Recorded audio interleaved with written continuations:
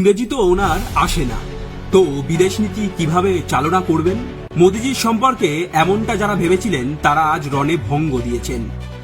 2014 সালে দেশবাসী প্রধানমন্ত্রী হিসেবে বেছে নেয় মোদিজিকে।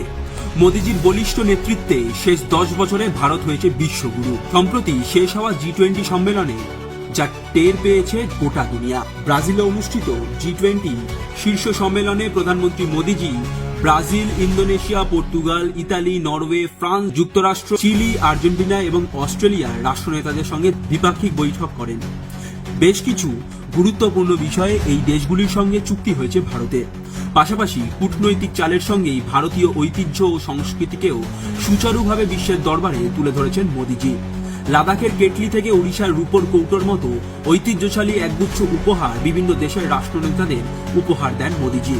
শুধু তুখর বিদেশ নীতিই নয়, ভারতের সংস্কৃতি দিয়ে গোটা বিশ্বকে জয় করে নিয়েছেন মোদিজি। পাশাপাশি গ্লোবাল সাউথের লিডার হিসেবে গ্লোবাল সাউথের দেশগুলি, বিশেষ করে ক্ষুদ্র দ্বীপ রাষ্ট্রগুলির উন্নয়নের জন্য আওয়াজ তুলেছেন মোদিজি, যার জন্য গ্লোবাল সাউথের দেশগুলি মোদিজির প্রতি কৃতজ্ঞতা প্রকাশ করেছে।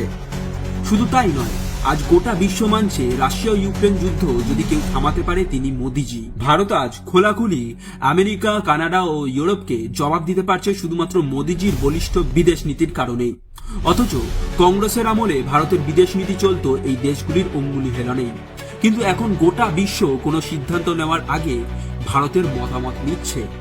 নেপালের বা তুরস্কের ভূমিকম্প, ফিজির ঘূর্ণিঝড়, মালদ্বীপের জল ও বিদ্যুৎ সংকটকালে এবং শ্রীলঙ্কার দুর্দিনে ভারত সহায়তা করেছে। বিশ্ববাসীর কাছে এটাই প্রমাণিত হয়েছে যে সমগ্র মানব জাতির কল্যাণে ভারত দৃঢ় অঙ্গীকারবদ্ধ। স্বাধীনতার পর থেকে মোদিজির মতো শক্তিশালী প্রধানমন্ত্রীকে পায়নি ভারত। মোদিজির বলিষ্ঠ নেতৃত্বে ভারত আজ নিজের সিদ্ধান্ত নিজেই নিচ্ছে এবং খুব দ্রুতই পরিণত হবে সুপার পাওয়ার।